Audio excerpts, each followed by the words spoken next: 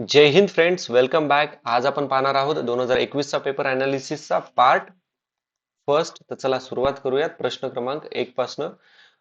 खालील विधाने विचारात घ्या. सरपंचाचे ब्रॅकेटमध्ये दिलेलं आहे, ज्याची निवड ग्रामपंचायतीच्या सभासदाकडून झालेली आहे, अथवा उपसरपंचाचे रिक्त राजीनाम्यामुळे झालेले पद हे रिक्त झाल्याच्या दिनांकापासून 30 दिवसाच्या आत भरले पाहिजे. थेट जनतेमार्फत निवडलेल्या सरपंचाचे रिक्त झालेले पद हे रिक्त झाल्याच्या दिनांकापासून 3 महिन्याच्या आत भरले पाहिजे. ग्रामपंचायतीच्या ज्या सदस्यांचे पद सतत ग्रामपंचायतीच्या सभेला गैरहजर राहण्याच्या कारणास्तव रिकामे झाले असेल, तर तो लगेच पुन्हा निवडून येण्यास पात्र नसतो. तर वरीलपैकी कोणतं विधान बरोबर आहे? इंग्लिश मध्ये पाहूयात. द पोस्ट ऑफ सरपंच ब्रॅकेटमध्ये दिलेला आहे, who is elected by the member of gram panchayat और upsarpanch as the case may be that has fallen vacant due to resignation shall be filled within 30 days from the date of such vacancy. The post of the directly elected sarpanch that has fallen vacant shall be filled within 3 months from the date of such vacancy. A member of Gram Panchayat whose post has become vacant due to the absence for continuous meeting of Gram Panchayat shall not be eligible for re-election. तर वरीलपैकी कोणतं विधान correct आहे? आता लक्षात घ्या, आपल्याला माहित आहे की ग्रामपंचायतीचे सदस्य जर बैठकीला गैरहजर असाल तर त्यांना पदावरून काढू शकतो. पण जर रिइलेक्शन व्हायचं असेल, पुन्हा परत इलेक्शन कंडक्ट होणार असताल, तर ते उभा टाकू शकतात. ठीक आहे, त्यामुळे क हे विधान चुकीचं आहे, कारण की ते पात्र असतात. ठीक आहे, पात्र असतात.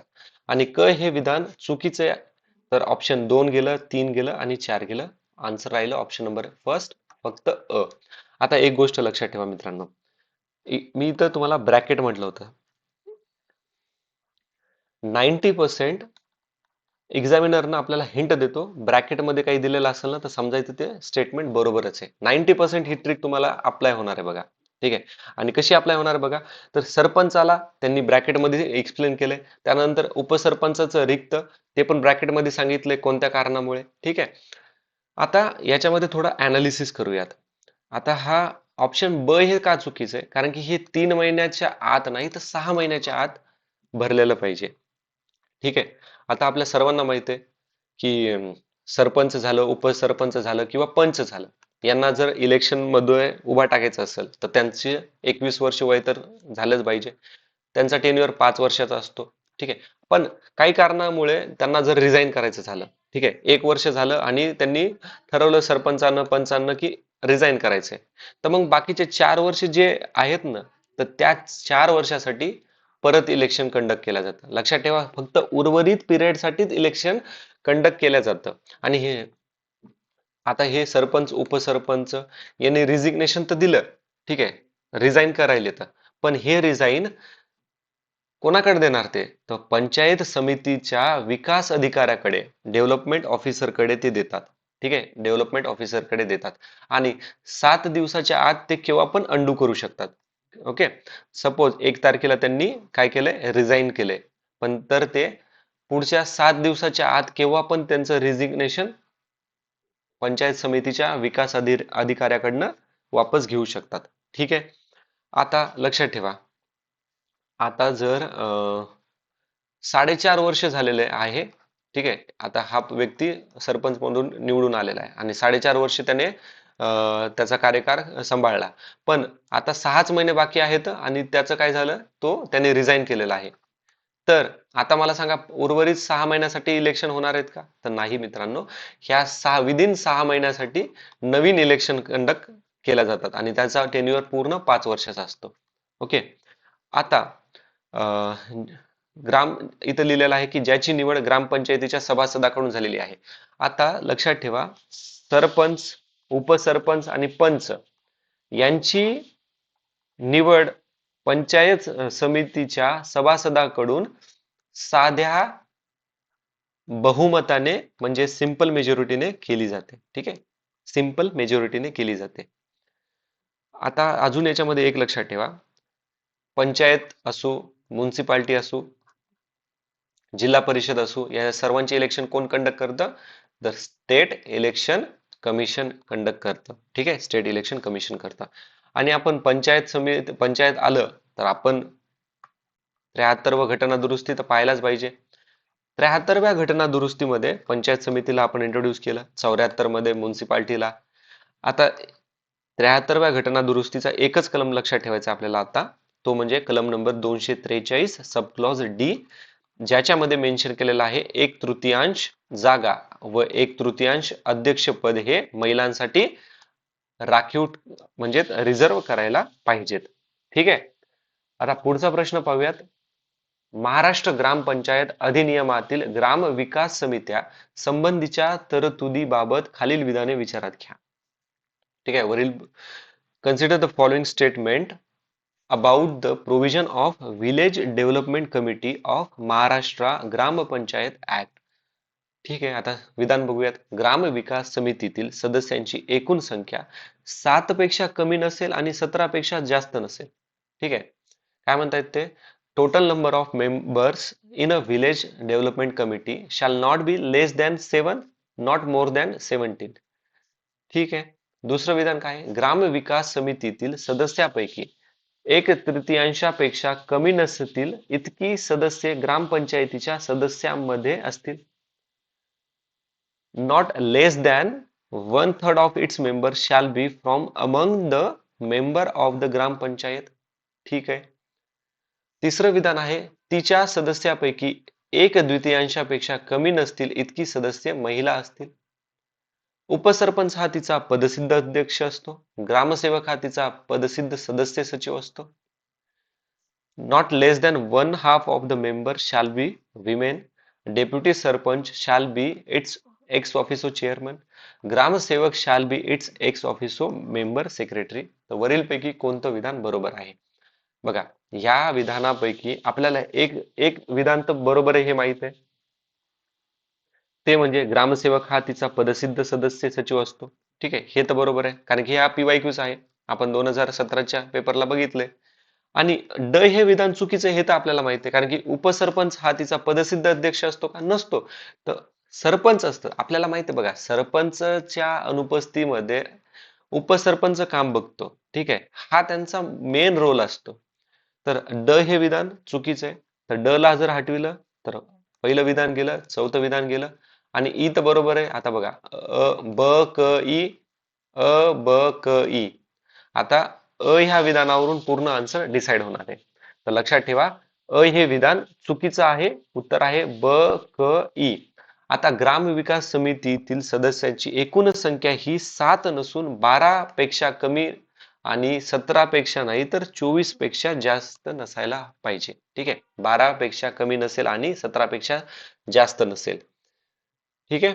आता पुढचा प्रश्न पाहूयात आपण. सरकारिया आयोग यासाठी अनुकूल होते. The Sarkaria commission favoured.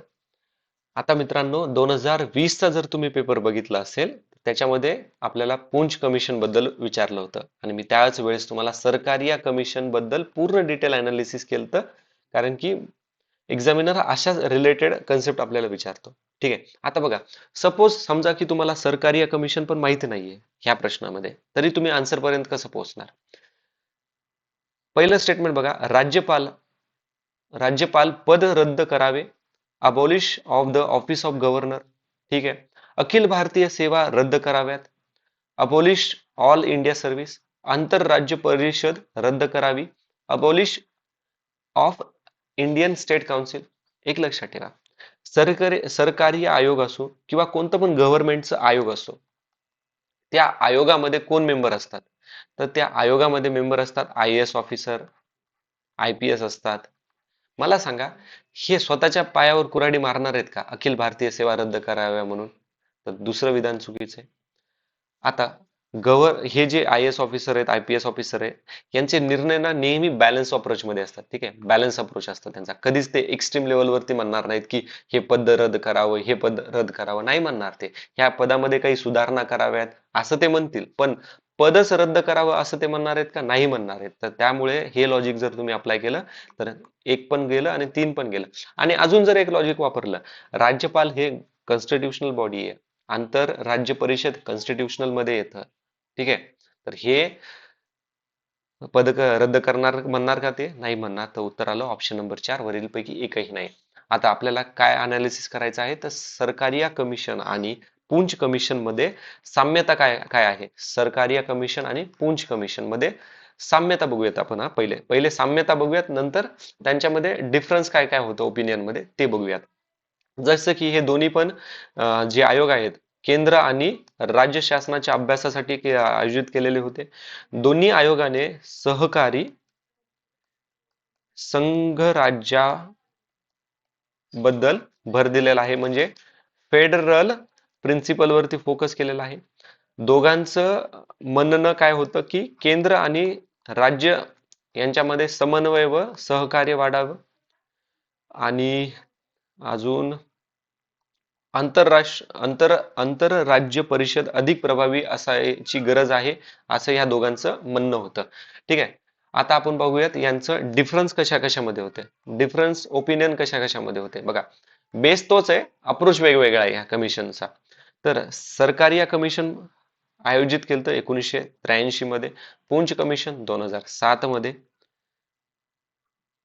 आता सरकारी या कमिशननं काय म्हटलं होतं, गव्हर्नरचं जे पद आहे तर साधारणपणे 5 वर्ष त्यांचा टेन्युअर पाहिजे. ठीक आहे. आपल्याला माहित आहे गव्हर्नर हा प्लेजर ऑफ प्रेसिडेंट वर असतो. प्रेसिडेंट म्हणला की गव्हर्नर तू निघ, तर गव्हर्नरला जावं लागतं. ठीक आहे. पण सरकारी या कमिशननं काय म्हणले की साधारणपणे 5 वर्ष तरी पाहिजे. आता बघा, पुंछ कमिशननं काय म्हटलंय, गव्हर्नरचा जो कार्यकाल आहे तो निश्चित 5 वर्षाचा पाहिजे. ठीक आहे, निश्चित 5 वर्षाचा पाहिजे. आणि स्वतंत्र, जर गव्हर्नरला रिमूव्ह पण करायचं असेल तर त्याची एक रिमूव्हल वेगळी स्वतंत्र पद्धत इंट्रोड्यूस करा, असं त्यांनी बॅलन्स अप्रोच मध्ये सांगितलेलं आहे. ठीक आहे. त्यानंतर कलम नंबर 356 म्हणजे काय, प्रेसिडेंट्स रूल. ओके, त्यालाच आपण स्टेट इमर्जन्सी पण म्हणतो. तर स्टेट कमिशन, सरकारी कमिशन काय म्हणे, तुम्ही 356 केव्हा लावा, शेवटचा उपाय आहे. काहीच जर तुमच्याकडे ऑप्शन नाही तर तुम्ही 356 लावा. आणि पुंछ कमिशननं कसं बॅलन्स करून सांगितलंय की ठीक आहे, तुम्ही 356 लावायला ठीक आहे लावा, पण एका पर्टिक्युलर जिथं आवश्यक आहे त्याच एरियात लावा आणि फक्त 3 महिन्यासाठीच लावा. ठीक आहे, 3 महिन्यासाठीच लावा असं त्यांनी म्हटलेलं आहे. ओके. आता आपण पुढचा प्रश्न पाहूयात. मित्रांनो, ह्या लेक्चरची जे पण आपण अनालिसिस पाहत आहोत ना, त्याची पीडीएफ तुम्हाला आपल्या टेलिग्राम चॅनलवरती मिळून जाईल. ठीक आहे, त्याच्यामुळं लिहित बसू नका, फक्त अंडरस्टँड करा. ठीक आहे. पुढचा प्रश्न बघा आता, राज्याच्या महाधिवक्ता संबंधी कोणतं विधान बरोबर आहे? Which of the following statement are correct regarding advocate general of state? आपण 2020 मध्ये कोणता प्रश्न बघितला होता? अटॉर्नी जनरल बद्दल बघितला होता, जो की कलम नंबर 76 मध्ये आहे. आता एक्झामिनरनं बघा PYQ चाच अप्रोच कसा असतो.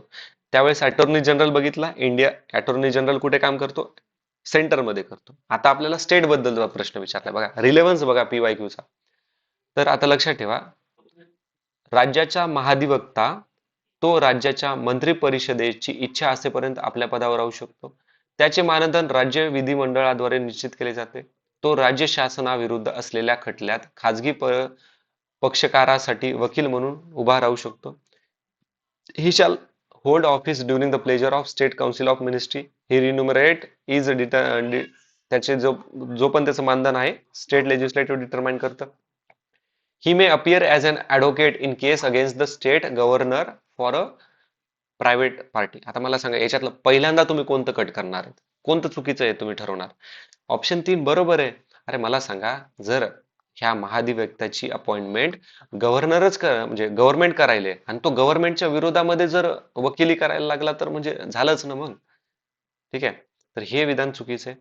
आता याचं जे मानधन आहे ते गव्हर्नर डिसाईड करतात, यांची अपॉइंटमेंट पण गव्हर्नरच डिसाईड करतात आणि तो पदावर बघा गव्हर्नरच्या इच्छेनुसारच राहतो. त्याच्यामुळे 1, 2, 3 हे तिन्ही विधान चुकीचे आहेत. आन्सर आहे ऑप्शन नंबर 4. ऑप्शन नंबर 4 हे विधान बरोबर आहे. याच्यात एक लक्षात ठेवा, अटॉर्नी जनरल कलम नंबर 365 मध्ये आहे. ठीक आहे. आणि याला जर अपॉइंट करायचं असेल तर याची इलिजिबिलिटी क्रायटेरिया काय आहे? तर त्याची इलिजिबिलिटी क्रायटेरिया आहेत की तो व्यक्ती उच्च न्यायालयाच्या न्यायाधीशाची पात्रता त्याच्याकडे असायला हवी. आता उच्च न्यायालयाची पात्रता काय, तो पुढे एक प्रश्न आहे, आपण तिथं डिस्कस करणार आहोत.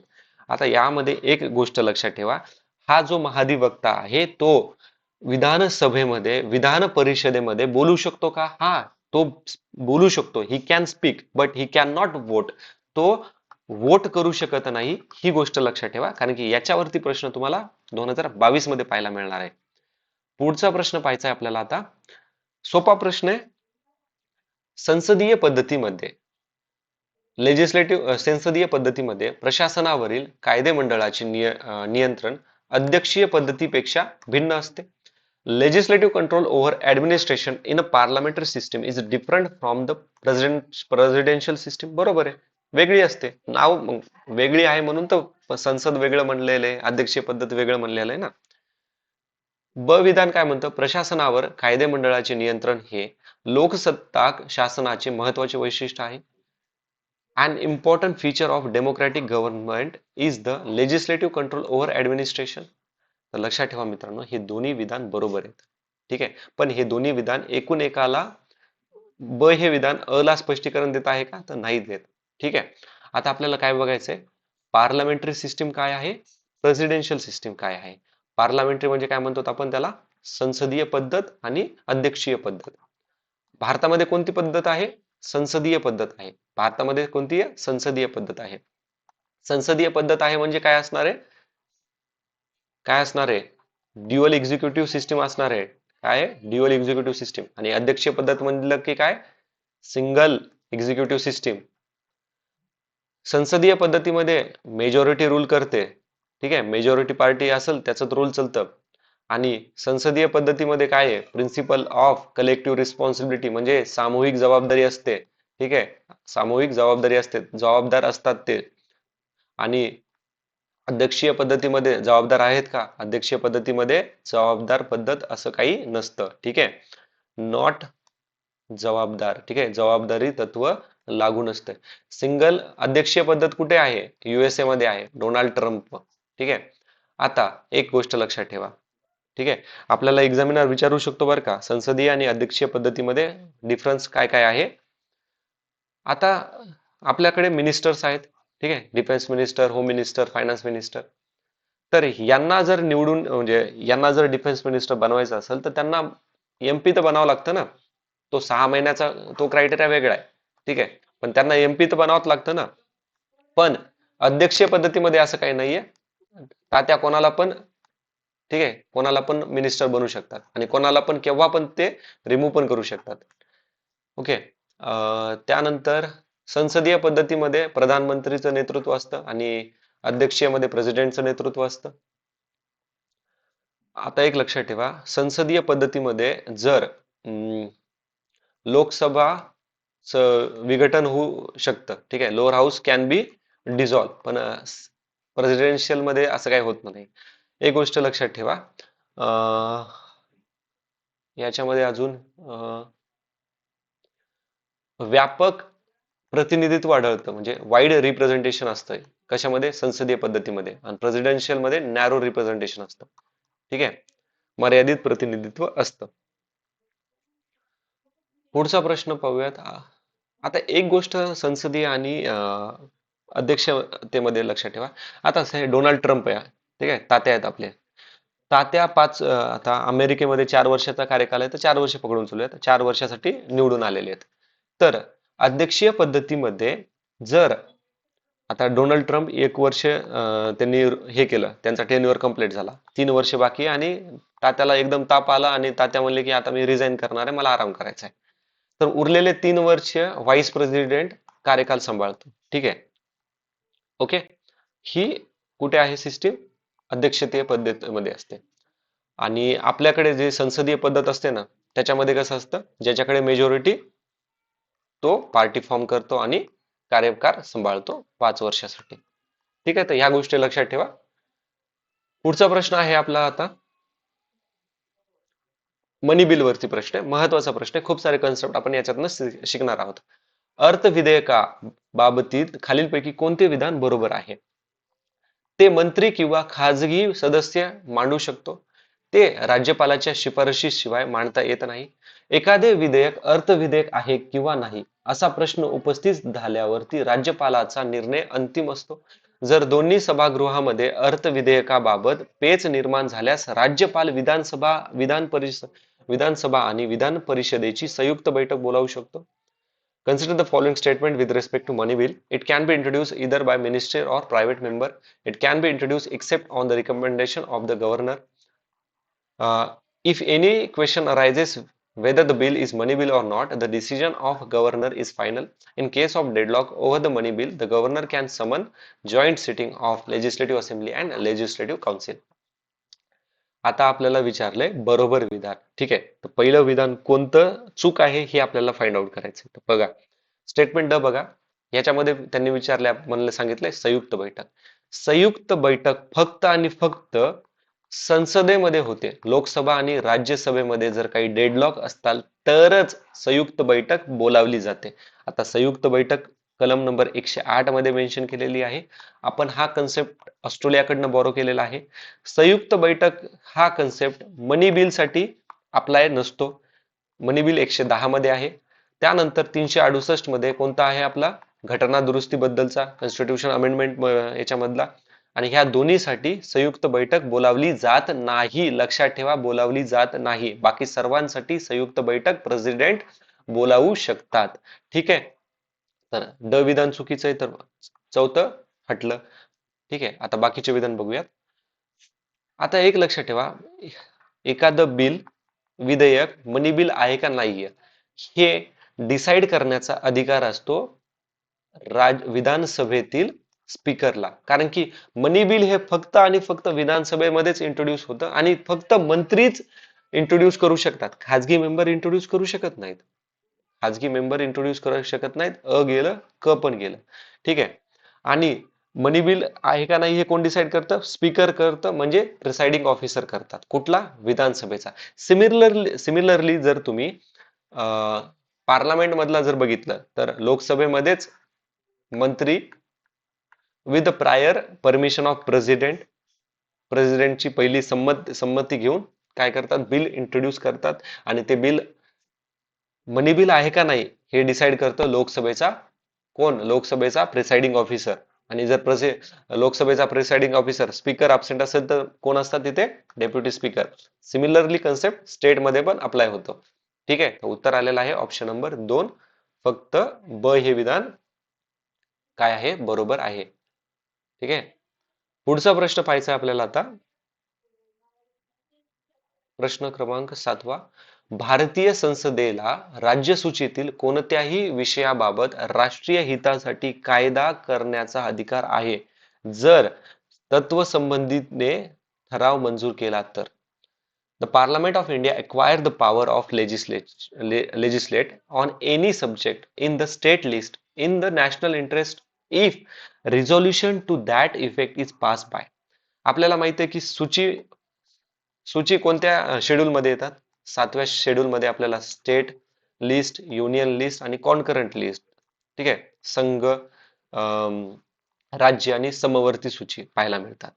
ठीक आहे, आणि स्टेट लिस्ट मध्ये केव्हा इंटरफेअर करू शकतात? तर लक्षात ठेवा, राज्यसभेने हजर राहून मतदान करणाऱ्या 2/3 सदस्य संख्यापेक्षा कमी नाही इतक्या बहुमताने. आणि केव्हा करू शकतात? फक्त नॅशनल इंटरेस्ट असेल तरच. ठीक आहे, तरच स्टेट लिस्ट मधल्या सब्जेक्ट मध्ये राज्यसभा इंटरफेअर करू शकते with majority of not less than 2/3 of its member present and voting. आता लक्षात ठेवा, ही जी सिच्युएशन आहे ना, ठीक आहे, नॅशनल इंटरेस्टची ज्यावेळेस गोष्ट येते त्यावेळेस काही गोष्टीमध्ये स्टेट लिस्टच्या पार्लमेंट इंटरफेअर करू शकतो किंवा त्यांना जास्त पॉवर असते. तर ते कोणकोणते सब्जेक्ट्स आहेत? तर लक्षात ठेवा, ते सब्जेक्ट आहेत, पहिलं तर राष्ट्रीय आणीबाणी 352, त्यानंतर आहे राष्ट्रपती राजवट 356, त्यानंतर आहे राज्यांच्या विनंतीवरून जर एक किंवा एकपेक्षा जास्त स्टेटने विनंती केली असेल तर, त्यानंतर आंतरराष्ट्रीय कराराची अंमलबजावणी करायची असेल तर ह्या 4 कंडिशन मध्ये अप्लाय होतं, ही गोष्ट लक्षात ठेवा. आणि एक गोष्ट लक्षात ठेवा अजून, ज्यावेळेस स्टेट किंवा ऑल इंडिया सर्व्हिस असेल, तर याच्यामध्ये जर काही सुधारणा करायची असेल तर लोकसभेकडे पॉवर नसते, ती पॉवर असते राज्यसभेकडे. म्हणजे राज्यसभेकडे जास्त पॉवर असते, लोकसभेकडे कमी पॉवर असते. ओके. तर पुढचा प्रश्न पाहायचा आहे आपल्याला आता. महाराष्ट्राच्या संदर्भात खालील विधाने विचारात घ्या. जिल्हा परिषदेची बैठक जेव्हा आवश्यक असेल तेव्हा भरविता येईल, परंतु मागील बैठक आणि पुढील बैठकीच्या तारखेत 1 महिन्यापेक्षा जास्त अंतर नसावे. ओके, पाहूयात आपण.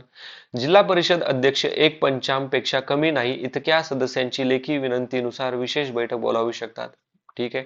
प्रत्येक बैठकीचे अध्यक्षस्थान अध्यक्षाने किंवा त्यांच्या अनुपस्थितीमध्ये उपाध्यक्षाने भूषवले पाहिजे. अध्यक्ष आणि उपाध्यक्ष त्यांच्या अनुपस्थितीमध्ये बैठकीचे अध्यक्षस्थान विषय समितीचा सभापती भूषवितो. तर वरीलपैकी कोणतं विधान बरोबर आहे? पहिले तर सुरू करण्याआधी हा प्रश्न काय केलेला आहे, आयोगाने कॅन्सल केलेला आहे.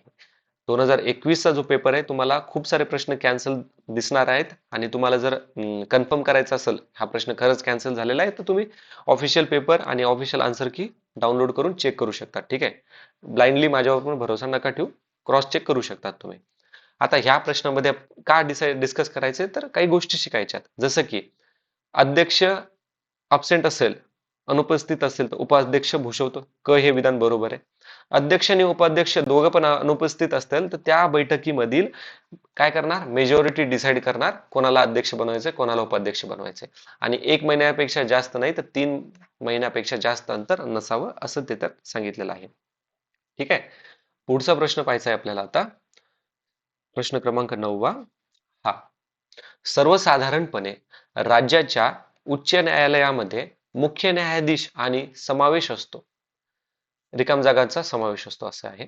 Generally the high court of state consist of chief justice and ठीक आहे. आता एक लक्षात ठेवा, सुप्रीम कोर्ट आणि इकडे आहे हाय कोर्ट. ठीक आहे. सुप्रीम कोर्ट येतं पार्ट 5 मध्ये, हायकोर्ट येतं पार्ट 6 मध्ये. आपल्याला काय विचारले, राज्याच्या उच्च न्यायालयामध्ये किती न्यायाधीश आहे आणि किती बाकीचे जजेस आहेत हे कोण डिसाईड करतं, तर ते राष्ट्रपती ठरवतात. पण जर हाच प्रश्न उच्च न्यायालयाच्या ऐवजी सर्वोच्च न्यायालय विचारलं असतं तर पार्लमेंट डिसाईड करतं. ठीक आहे. कोण डिसाईड करतं? पार्लमेंट. आता सुप्रीम कोर्ट असो का हायकोर्ट असो, चीफ जस्टिस असो हायकोर्टाचा किंवा बाकीचे जजेस असो, ठीक आहे, सुप्रीम कोर्टाचा पण सुप्रीम चीफ जस्टिस असो का बाकीचे असो, सर्वांची अपॉइंटमेंट प्रेसिडेंट करतात. ठीक आहे. सुप्रीम कोर्टाच्या कार्यकाल किती आहे? 65 वर्ष. हायकोर्टाचा कार्यकाल 62 वर्षाचा असतो. हायकोर्टाचा जर तुम्हाला हे बनायचं असेल, न्यायाधीश बनायचं असेल, तर क्रायटेरिया काय आहे? 10 वर्ष वकिली केली पाहिजे किंवा 10 वर्ष त्याने ज्युडिशियल ऑफिसर म्हणून त्याला अनुभव पाहिजे. ठीक आहे. अनुभव पाहिजे आणि तो भारतीय नागरिक पाहिजे. आता जर हे जे जजेस आहेत ना, हे चीफ जजेस असो का बाकीचे जजेस असो, यांना रिमूव्ह करायचं असेल तर आता प्रोसेस खूप मोठी आहे. फक्त एकच मुद्दा आपल्याला लक्षात ठेवायचा, तो म्हणजे काय, यांना जर रिमूव्ह करायचं असेल तर दोन्ही सभागृहामध्ये लोकसभेतून राज्यसभेकडून बिल वगैरे पास होतं. कोणत्या मेजॉरिटीने पास होतं एवढंच लक्षात ठेवा. एक्झामिनर इथंच हिंट करणार, तो म्हणेल की सिंपल मेजॉरिटीने पास होतं, तर हे चुकीचं आहे. सिंपल मेजॉरिटी होणार आहे का? नाही. उच्च न्यायालय मोठी पोस्ट आहे, काहीतरी जबाबदारी खूप मोठी असते त्यांना. आणि आपली जे ज्युडिशरी आहे ही डेमोक्रेसीचं तिसरं पिलर पण मानलं जातं. तर मग यांना थोडी ना एकदम सिंपल मेजॉरिटीने रिमूव्ह करणार आहेत, ते नाही करणार. त्यांना रिमूव्ह करायचं असेल तर आपल्याला लागते स्पेशल मेजॉरिटी. ठीक आहे. कोणती लागती? स्पेशल मेजॉरिटी, विशेष बहुमत. ठीक आहे. विशेष बहुमत हा शब्द लक्षात ठेवा. ओके. आता पुढचा प्रश्न पाहूयात आपण. महत्वाचा प्रश्न आहे, खूप सारे कन्सेप्ट आपण यामध्ये डिस्कस करणार आहोत. राज्यघटना निर्मितीची जबाबदारी व कार्य पार पाडण्यासाठी घटना समितीने विविध समित्या स्थापन केल्या होत्या, बरोबर आहे. त्यात कार्यपद्धती विषयक नियम समितीचे अध्यक्ष म्हणून कोणाला नियुक्त करण्यात आलेले होतं, तर कार्यपद्धतीचे विषयक म्हणजेच रूल ऑफ प्रोसिजर कमिटी. आता एक लक्षात ठेवा, याचं उत्तर बघा डॉक्टर राजेंद्र प्रसाद आहे. ठीक आहे. थोडंसं अनालिसिस करूयात, त्याच्यानंतर मी तुम्हाला एक हिंट सांगतो. सगळ्यात पहिल्यांदा आपण कॉन्स्टिट्यूशन असेंब्ली, ठीक आहे, कॉन्स्टिट्यूशन असेंब्लीची स्थापना केव्हा झाली बघा. 1934 मध्ये एम एन रॉय यांना पहिल्यांदा घटना स्थापनेची म्हणजे कॉन्स्टिट्यूशन असेंब्लीची घटना स्थापनेची काय केली, आयडिया दिली. ठीक आहे, पहिल्यांदा त्यांनी सांगितलं यार आपण पण 1934 मध्ये सांगितलं की आपण पण घटना दुरुस्तीची समिती बनवूयात आपण. ठीक आहे, पण याच्यावरती खरं काम चालू झालं 6 डिसेंबर, हे तारीख लक्षात ठेवा, तारीख पण लक्षात ठेवा, 6 डिसेंबर 1946 मध्ये काय झालं, घटना समितीची स्थापना झाली. तारीख लक्षात ठेवा, प्रश्न तारखेवर पण आहेत. 9 डिसेंबरला या घटना दुरुस्तीचा म्हणजे कॉन्स्टिट्यूशन असेंब्लीची पहिली मीटिंग बैठक झाली आणि ह्या बैठकीचे अध्यक्ष कोण होते, नाव पण लक्षात ठेवा, खूप वेळेस विचारले, सच्चिदानंद सिन्हा. 11 डिसेंबर 1946 मध्ये प्रेसिडेंटची नियुक्ती करण्यात आलेली होती, कारण की सच्चिदानंद सिन्हा तर टेम्पररी प्रेसिडेंट अपॉइंट केलेले होते. 11 डिसेंबर मध्ये विना विरुद्ध प्रेसिडेंट म्हणून डॉक्टर राजेंद्र प्रसाद अध्यक्ष म्हणून झाले.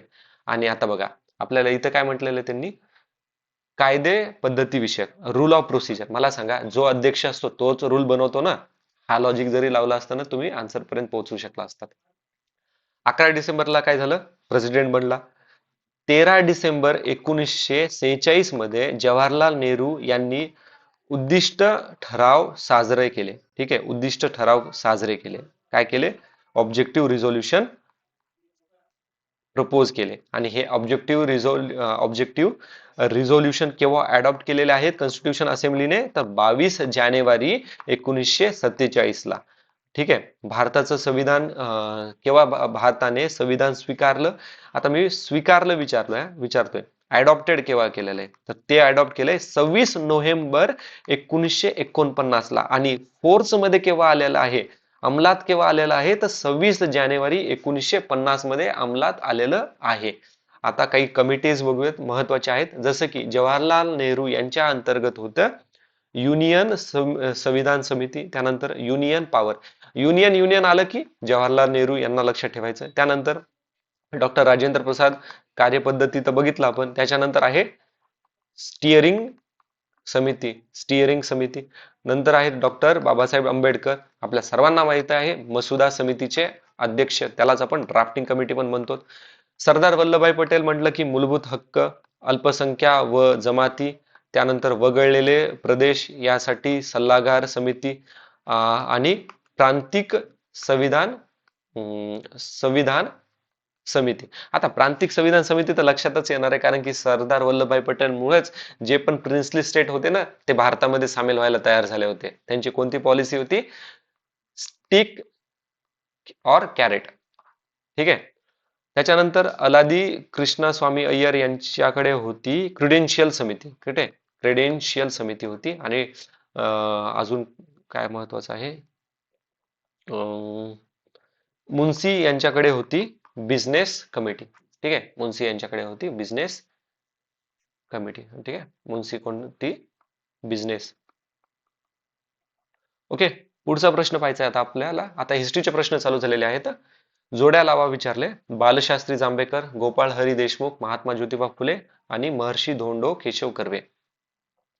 तर याचं उत्तर आहे बघा, बालशास्त्री जांभेकर म्हटलं तर आपल्याला काय लक्षात येणार आहे, 1832 मध्ये दर्पण पहिलं वृत्तपत्र चालू केलं आणि मराठी वृत्तपत्राचे जनक पण म्हटलं जातं त्यांना, पत्रकारितेचे जनक. आणि 6 जानेवारीला आपण 6 जानेवारी 1832 ला त्यांनी दर्पण चालू केलं होतं, म्हणून 6 जानेवारी 1832 महाराष्ट्रामध्ये पत्रकारिता दिन म्हणून साजरा केला जातो. ठीक आहे, आता बालशास्त्री जांभेकर यांची स्त्री शिक्षणाचे पहिले पुरस्कार आहेत. ठीक आहे, लक्षात ठेवा, पहिले पुरस्कार ते आहेत, यांनी शाळा नाही म्हटलेलं. ठीक आहे, ज्योतिबा फुले यांनी पहिली शाळा ओपन केलेली आहे, ते सर्वांना माहिती आहे आपल्याला, केव्हा ओपन केलेली आहे, कुठे ओपन केलेली आहे, सर्व बघितले आपण. गोपाळ हरी देशमुख म्हणलं की पुनर्विवाह उत्तेजक मंडळी.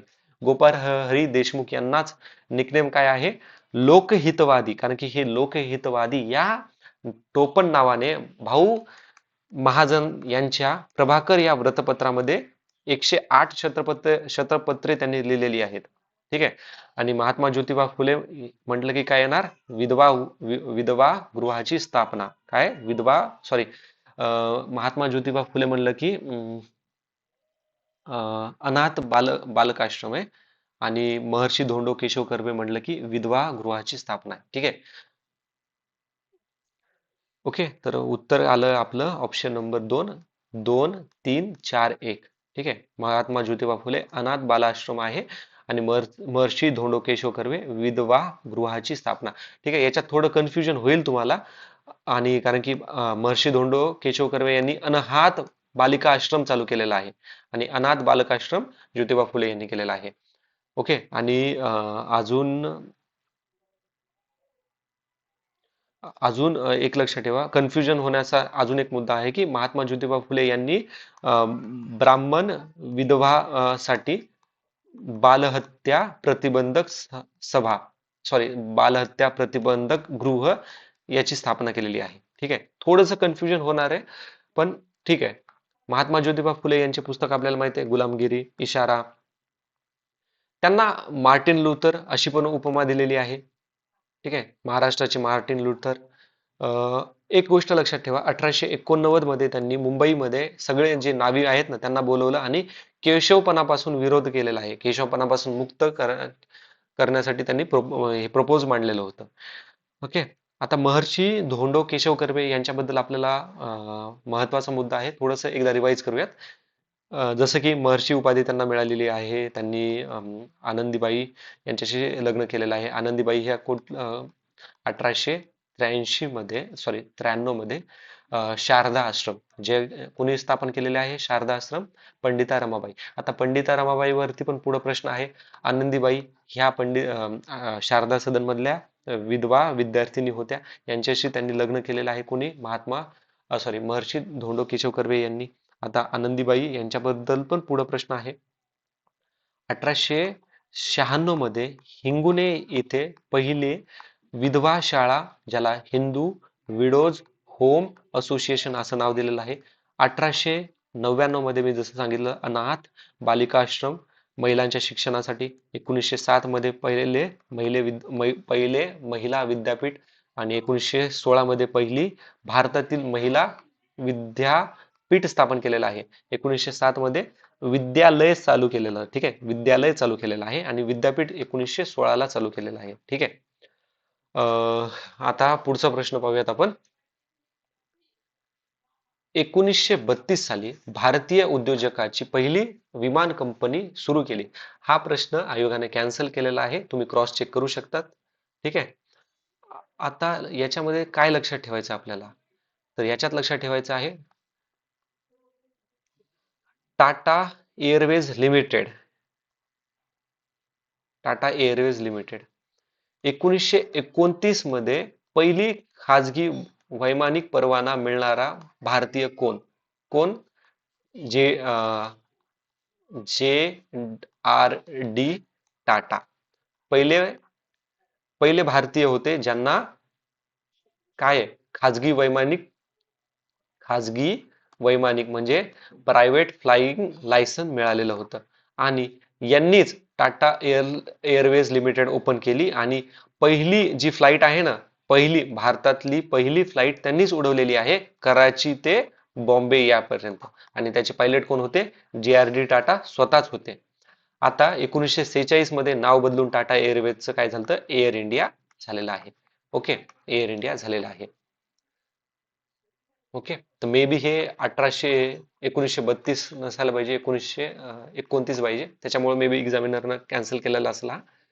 पुढचा प्रश्न आहे, देशाची खरी उत्पत्ती व्हावयाची असेल तर प्रथम उन्नत धर्माचा प्रसार झाला पाहिजे. जोपर्यंत धर्म जागृती होणार नाही तोपर्यंत खरे यश मिळणार नाही, असे कोणाचं मत आहे? तर मित्रांनो, हा प्रश्न पण कॅन्सल झालेला आहे. ठीक आहे. हा पण प्रश्न कॅन्सल झालेला आहे. बघा, मी मनानं म्हणत नाहीये, तुम्ही क्रॉस चेक करू शकतात. आता आपल्याला याच्यामध्ये काय काय डिस्कस करायचं आहे? डॉक्टर भांडारकर यांच्याबद्दल थोडी माहिती बघूयात, कारण की हे ऑप्शन तर खूप वेळेस आपण डिस्कस केलेले आहेत. आर डी भांडारकर 1882 ते 1925 या कार्यकाळामध्ये होते.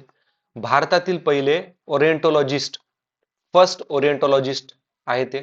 प्रार्थना समाजाचे सदस्य आहेत. प्रार्थना समाजाचे सदस्य आहेत. प्रार्थना समाजाचे फाउंडर कोण? आत्माराम पांडुरंग तरखडकर. आपण कसं लक्षात ठेवणार आहेत? प्रार्थना आपण कोणाशी करतो? आत्म्याशी प्रार्थना करतो. त्यानंतर लक्षात ठेवा, भांडारकर हे मुंबई विद्यापीठाचे पहिले कुलगुरू, व्हाईस चान्सलर आहेत. 1904 मध्ये त्यांना मुंबई युनिव्हर्सिटीकडून LLD ची पदवी मिळणारे पहिले भारतीय आहेत ते. आता थोडं प्रार्थना समाज पण पाहूयात. खूप वेळेस प्रार्थना समाज विचारलं जातं. 1867 मध्ये प्रार्थना समाजाला कोणी जॉईन केलेला आहे? न्यायमूर्ती 1867 मध्ये आत्माराम पांडुरंग तरखडकर आणि त्यांना सहकार्य केलेलं आहे केशव चंद्र सेन यांनी मिळून मुंबई या ठिकाणी आत्मा प्रार्थना समाज चालू केलेली आहे. त्र्यंबक न्यायमूर्ती तेलंग, त्र्यंबक तेलंग हे पण त्याचे मेंबर आहेत.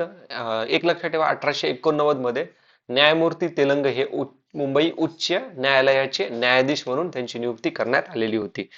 ठीक आहे. आणि अजून रानडे पण कशाचे मेंबर होते? प्रार्थना समाजाचे मेंबर होते. ओके. पुढचा प्रश्न न्यूजपेपर वरती प्रश्न आहे. महत्वाचा प्रश्न आहे हा. नारायण मेघाजी लोखंडे यांनी कोणत्या वृत्तपत्रातून कामगारांच्या प्रश्नाचा वाचा फोडली? Narayan Meghaji Lokhande presented the questions of workers in which of the following newspaper? तर तो न्यूजपेपर आहे दीनबंधू. दीनबंधू हा न्यूजपेपर सत्यशोधक समाजाचा माउथ पीक आहे. ओके.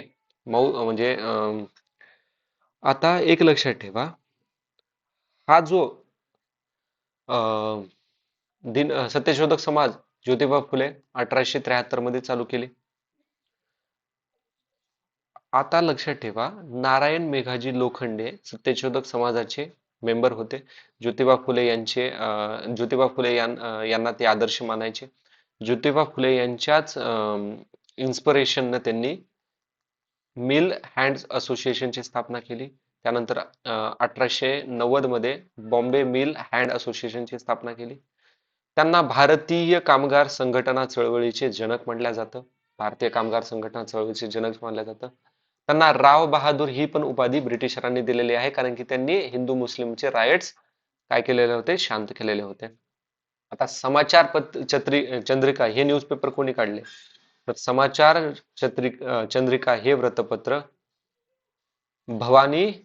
भवानी चरण यांनी 1822 मध्ये सुरू केलेलं आहे. प्रभाकर हे न्यूजपेपर आपण आत्ताच बघितलं होतं, भाऊ महाजनांनी चालू केलेलं आहे 1880 मध्ये. ज्ञानप्रकाश हे वृत्तपत्र कृष्णाजी त्र्यंबक रानडे यांनी चालू केलेलं आहे. ठीक आहे. कृष्णाजी त्र्यंबक रानडे यांनी चालू केलेलं आहे. आता एक लक्षात ठेवा, एक मजेदार कन्सेप्ट आहे दीनबंधू. तर महात्मा गांधीजींनी एका ब्रिटिशरांना ना दीनबंधू ही टोपण नाव दिलेलं आहे, असा उल्लेख केलेला आहे त्यांचा. तर त्या व्यक्तीचं नाव काय? तर त्याचं नाव आहे चार्ल फ्रीडर अँड्र्यू. आणि चार्ल फ्रीडर अँड्र्यू हा ज्यावेळेस महात्मा गांधी आफ्रिकेवरून भारतामध्ये आले ना, त्यावेळेस हा त्यांच्या सोबत होता. जर तुम्ही महात्मा गांधीजींचा मूवी जरी बघितला ना, तर तुम्हाला दिसून येईल तो चार्ल्स सँडर. आणि त्याच्यात पण त्यांनी सांगितलंय हे दीनबंधू आहेत म्हणून. ठीक आहे. रेल्वेवरती ते दोघं प्रवास करतात सोबत. पुढचा प्रश्न आहे आता आपला जोड्या लावाबद्दल. आता बघा, महत्वाचा प्रश्न आहे जोड्या लावा. पंडिता रमाबाई म्हटलं की आपल्याला सर्वांना माहित आहे शारदा सदन. ठीक आहे. शारदा सदन. आणि हे जरी माहित असलं तर आपण आन्सर पर्यंत पोहोचतो. आन्सर 3 आहे. पंडिता रमाबाई यांनी 1889 मध्ये शारदा सदन सुरू केलं. 1882 मध्ये आर्य महिला समाजाची स्थापना केली. 1889 मध्ये पंडिता रमाबाई मुक्ती मिशनची स्थापना केली. 1887 मध्ये पंडिता रमाबाईने रमाबाई असोसिएशनची स्थापना केली. 2017 MPSC चा सेट ए मधला जर पहिला प्रश्न बघितला तर तुम्हाला ह्याच्यावरतीच लक्षात येईल की रमाबाई असोसिएशन मध्ये त्यांच्या सल्लागार मंडळात कोण कोण होतं? तर न्यायमूर्ती रानडे होते, त्यानंतर RD भांडारकर होते आणि न्यायाधीश KT तेलंग होते. ठीक आहे. पंडिता रमाबाई यांनी ख्रिश्चन ऍक्सेप्ट केलेला होता. आता Ramabai Ranade Hindu ladies social club. Ramabai Ranade यांनी हिंदू लेडीज स्पेशल क्लबची स्थापना 1884 मध्ये केलेली आहे. अजून 1885 मध्ये त्यांनी पुणे या ठिकाणी सेवा सदन संस्था स्थापन केलेली आहे. ठीक आहे.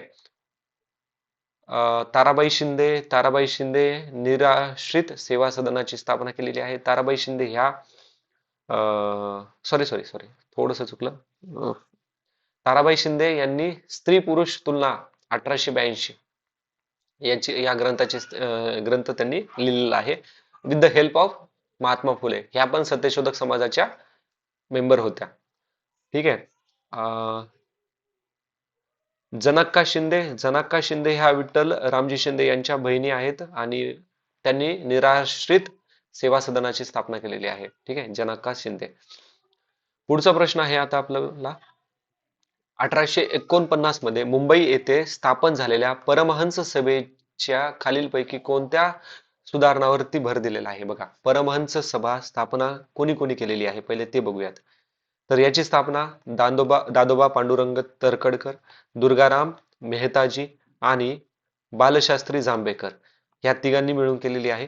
आता दादोबा पांडुरंग बघणार होते पुण्याचं काम, दुर्गाराम मेहताजी बघणार होते सुरतचं आणि बालशास्त्री जांभेकर साताऱ्याचं.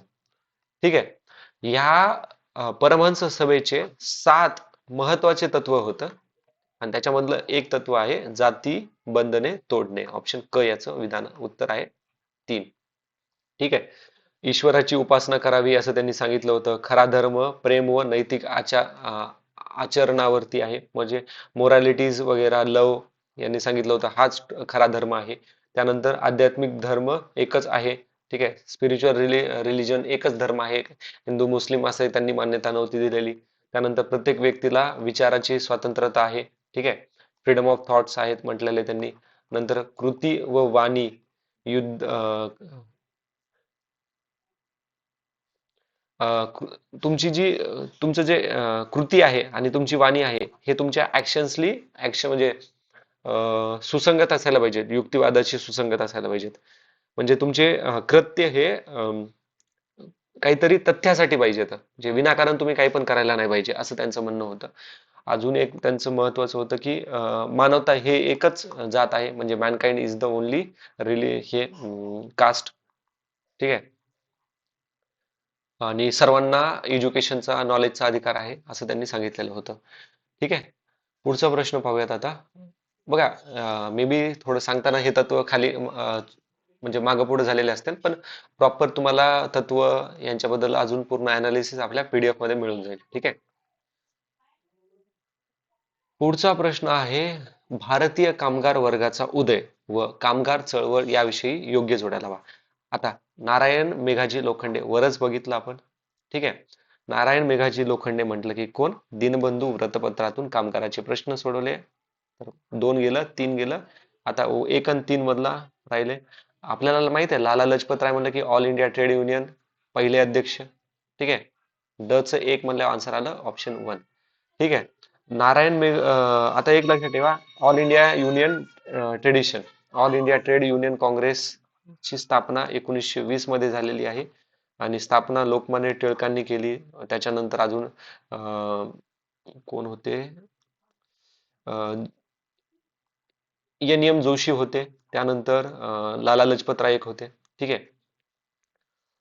आता हे लक्षात ठेवा, BP Wadia Madras labour union या कामगार संघटनेची स्थापना 1918 मध्ये ही भारतातील पहिली कामगार संघटना होती.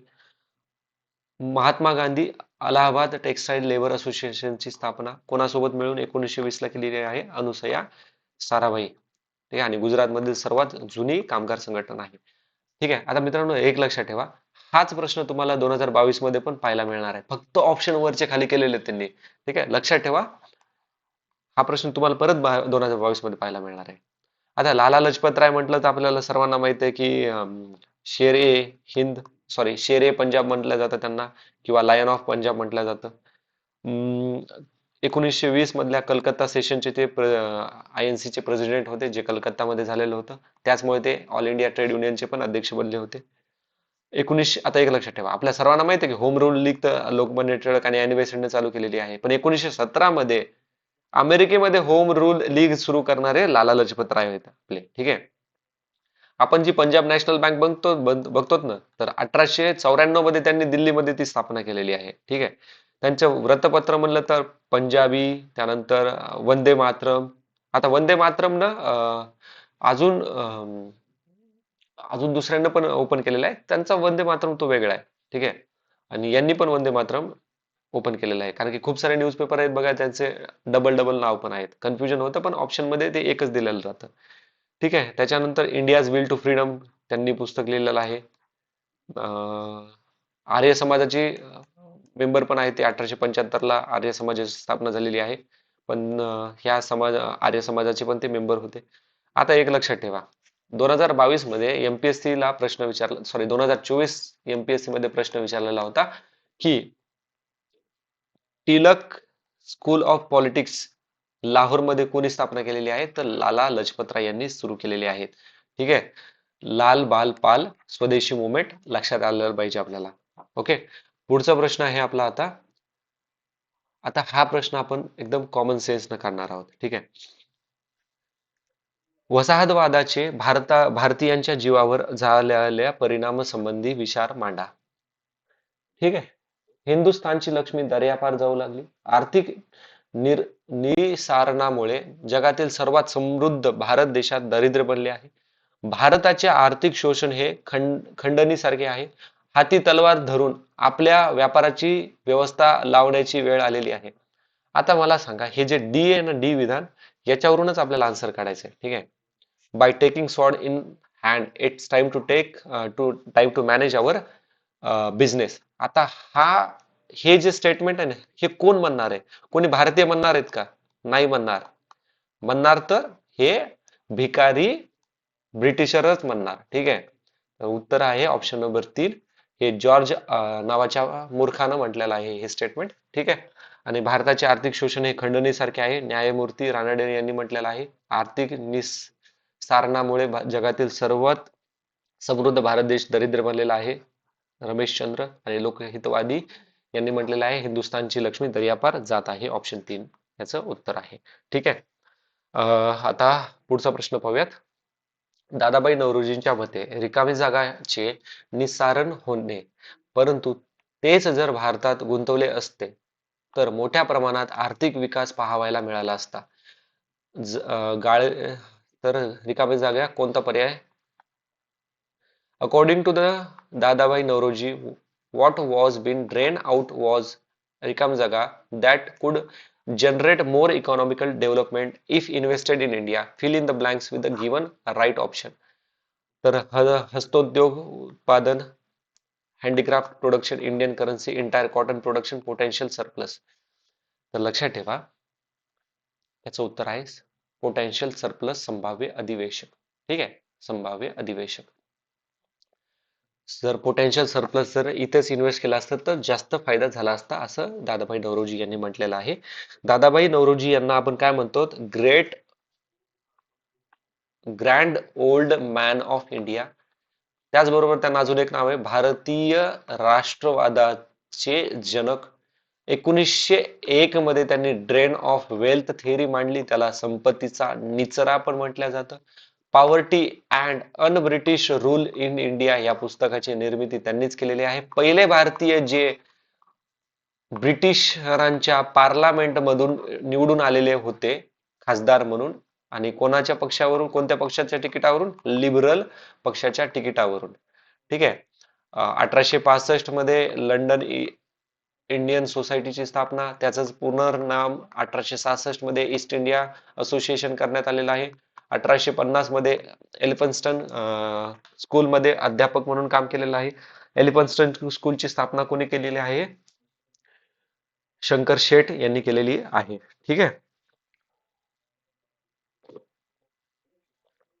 ठीक आहे. पुढचा प्रश्न पाहूयात आपण आता. ब्रिटिश काळात शेतीच्या व्यापारीकरणामुळे पुढीलपैकी कोणत्या पिकाच्या उत्पादनात वाढ झालेली आहे? प्रश्न महत्वाचा आहे, लक्षात ठेवा. ब्रिटिशांमुळे कोणकोणते पीक भारतात आलेत? तर ते पीक आहेत ऊस, कापूस, त्यानंतर ताग, नीळ, तंबाखू, अफू. ठीक आहे. चहा, गहू नाही आलेले, गहू तर आपल्याकडेच होता. ठीक आहे. उत्तर आहे ब, क, ड. पुढचा प्रश्न बघूयात आता. पंडिता रमाबाई यांना ब्रिटिशरांनी कोणता किताब दिलेला आहे? बघा, पंडिता रमाबाई बद्दल आपण ऑलरेडी खूप सारे महत्वाचे डिस्कस केलेले आहेत मुद्दे. 1919 मध्ये त्यांना केसर ए हिंद हा किताब दिलेला आहे. ठीक आहे. ब्रिटिशरांनी दिलेला आहे किंवा काही जागा तुम्हाला युनिव्हर्सिटी ऑफ कलकत्ता पण दिसल्या जाईल. पण युनिव्हर्सिटी ऑफ कलकत्ता ब्रिटिशरांच्या अंडरमध्ये होती. आदिवासी शेतकऱ्यांच्या क्रांतीचा पहिला नायक कोण होता? तर आदिवासी क्रांतीच्या उठावाचा पहिला नायक आहे तंटा भिल्ल. ऑप्शन ड, फक्त ड याचं उत्तर आहे. ठीक आहे. पुढचा प्रश्न पाहूयात आता. नागरी उठावाची सुरुवात खालीलपैकी कोणत्या प्रदेशातून झालेली आहे? तर बघा, ह्या प्रश्नाचं ना तुम्हाला उत्तर द्यायचं ना, एक लॉजिक लावा. ब्रिटिशरांचा सगळ्यात जास्त इंटरेस्ट कुठं होता? ब्रिटिशरांचा सगळ्यात जास्त इंटरेस्ट कुठं होता? तर ब्रिटिशरांचा सगळ्यात जास्त इंटरेस्ट होता बेंगॉलमध्ये. आणि उठाव पण जिथं जास्त अत्याचार तिथंच उठाव होणार ना, तर बंगाल आणि बिहार. ऑप्शन 4 याचं उत्तर आहे. 1763 पासून तर 1856 पर्यंत नागरी उठाव झालेले आहेत तिथं. आता बाकीचे पूर्व भारतामध्ये झालेल्या उठावापैकी महत्वाचे उठाव पाहूयात. जसं की रंगपूर व निदामपूर मध्ये उठाव झालेला होता. ओडिसातील जमीनदाराचे बंड झालेले होते 1804 मध्ये. ठीक आहे. त्यानंतर संबलपूर मध्ये उठाव झालेले होते 1827 मध्ये. पुढचा प्रश्न बघायचा आपल्याला आता. हा, क्वेश्चन नंबर 24. हा प्रश्न पण एक्झामिनरनं काय केलेला आहे? कॅन्सल केलेला आहे. ओके, एक्झामिनरनं कॅन्सल केलेला आहे प्रश्न हा. आता याच्यामध्ये आपल्याला काय महत्वाचे मुद्दे डिस्कस करायचे तर आपण पाहूया. शारदा सदन, आपल्याला माहित आहे शारदा सदन हे विधवा संस्था कोणी स्थापन केलेलं आहे? शारदा सदन.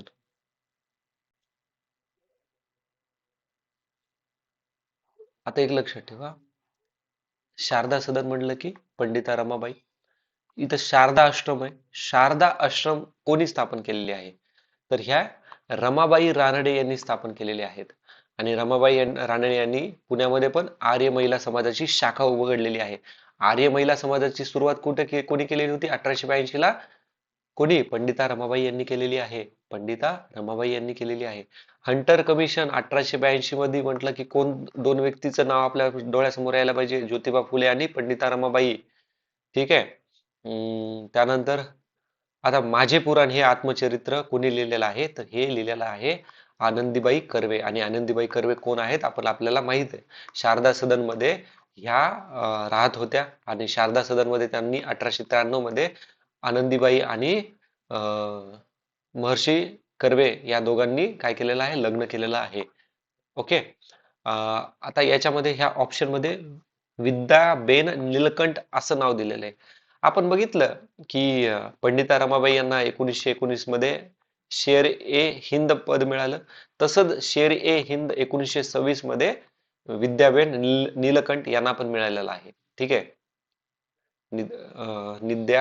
विद्याबेन नीलकंठ. आता पुढचा प्रश्न पाहूयात. आता बघा, परत रिपीट प्रश्न झालेला आहे. 1857चा उठाव विचारलाय, पण कुठं? महाराष्ट्राशी रिलेटेड विचारलेला आहे. तर भोरचे पतसचिव चिमणाजी रघुनाथ प्रथम यांनी रंगोजी बापूराव गुप्ते यांना विश्वासघाताने इंग्रजांच्या हवाली केले. तर हे विधान बरोबर आहे. आणि ह्या ह्या जो पराक्रम केलेला आहे ना ह्या चिमण्याने, तर ह्या पराक्रमामुळे, त्यांच्या ह्या विश्वासघातामुळे इंग्रजांनी त्यांना एक पदवी बहाल केली आहे, विश्वासराव म्हणून. ठीक आहे. म्हणजे आपल्या लोकांना धोका द्यायचा आणि परकीयांची चाकरी करायची, असं त्यांचं हे होतं. तर अविधान तर बरोबर आहे. तर ऑप्शन 2 कटलं, ऑप्शन 4 पण कटलं. नागपूरच्या भोसले घराण्यातील राणी बाकाबाई यांनी बंडाव रिव्हॉल्युशन मध्ये मदत केली? अरे नाही केली बाबा, यांनी ब्रिटिशरांची मदत केली. ठीक आहे. असे खतरनाक लोक आहेत. यांनी कोणाची केली? ब्रिटिशरांची मदत केली. ठीक आहे, तर ब हे विधान चुकीचं आहे. आता ब हे ऑलरेडीच आपण चूक केलेलं आहे इथं. कोल्हापूरच्या छत्रपतीच्या घराण्यातील चिमासाहेब उठावात सामील झाले, हे विधान बरोबर आहे. रंगो बापूजी गुप्तेचे चिरंजीव सीतारामपंत सावंतवाडीचे रामजी शेळसार यांनीही उठाव केले, हे पण विधान बरोबर आहे. उत्तर आहे अ क ड. काय आहे? अ क ड हे विधान बरोबर आहे. आता एक गोष्ट सांगायची आहे, जसं की ठीक आहे, पहिले आपण बघूयात 1857 मध्ये ना कोणकोणत्या जागावरून कोणी कोणी उठाव केलेला आहे. ठीक आहे, साताऱ्यावरून कोणी केलेला आहे? रंगो बापूजी गुप्ते. रंगोजी बापूजी गुप्ते. आता ना रंगो बापूजी गुप्ते हे नाव लक्षात ठेवा, पुढे याच्यावरती प्रश्न येणार आहे. ठीक आहे, 2022 मध्ये तिथे तुम्हाला अजून एक्सप्लेन करणार आहे तिथे. त्यानंतर कोल्हापूरमधून कोणी उठाव केला होता? तर शिरसाट यांनी केला होता. ठीक आहे, श्यामजी शिरसाट. त्यानंतर चिमासाहेब. ठीक आहे, चिमासाहेब म्हटलं मी, चिमणाजी नाही म्हटलं, चिमासाहेब म्हटलेलं आहे कोल्हापूरमधून. मुंबईमधून गुल गुलमहार दुबे, त्यानंतर शेख रहिमान. नाशिकमध्ये भागोजी नाईक. संभाजीनगरमधून मीर फिदाई. अजून नाशिक मधून झालं ना, नाशिक झालं. नागपूरमध्ये विलायत खान आणि कादर खान. ठीक आहे, नागपूर तीन खानला लक्षात ठेवा. नागपूर तीन खान, इनायत खान, विलायत खान आणि कादर खान. अजून ठीक आहे, आता बाकीचे जे पण उठाव आहेत ना महत्वाचे, ते पीडीएफ मध्ये मी मेन्शन केलेले आहेत. ओके. पुढचा प्रश्न आहे, आता बघा, भारतातील सर्वात लांब राष्ट्रीय महामार्ग रिकाम जागा आहे. तर भारतातील सर्वात लांब राष्ट्रीय महामार्ग आहे NH44. कोणता आहे? NH44, जो की श्रीनगर ते कन्याकुमारी पर्यंत आहे. जवळपास 3700 किलोमीटर चा लांब आहे आणि 12 राज्यातून जातो. आपल्याला एवढंच लक्षात ठेवायचं, महाराष्ट्रातून पण जातो हा. NH48 आहे दिल्ली ते चेन्नई. आणि MH9 नाही, NH6 आहे मेघालय ते मिझोराम मधला. ओके. पुढचा प्रश्न आहे 27वा, जो प्रश्न औद्योगिक विकास आणि औद्योगिक क्षेत्र याच्या संबंधात आहे. जोडी लावा म्हणून विचारले आपल्याला त्यांनी. तर नाशिक म्हटलं तर काय येणार? विचूर. कोल्हापूर म्हणलं की हुपरी. हुपरी हे चांदी बनवण्यासाठी फार फेमस आहे. नागपूर बुटीबोरी. संभाजीनगर शेंद्रा. ओके, तर उत्तर आलेलं आहे ऑप्शन नंबर काय? 3, 4. ऑप्शन 4 याचं उत्तर आहे. ठीक आहे, पुढचा प्रश्न पाहायचा आपल्याला आता.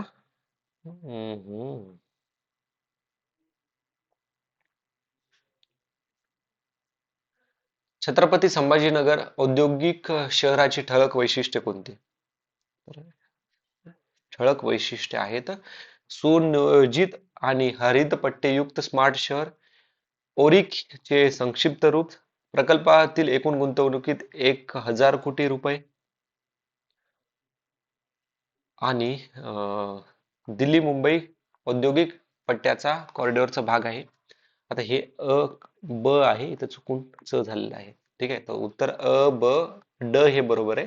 क हे विधान चुकीचं आहे. आता बघा, लक्षात आपल्याला एकच घ्यायचंय, 2007 मध्ये DMIC दिल्ली मुंबई इंडस्ट्रियल कॉरिडॉरची घोषणा करण्यात आलेली आहे.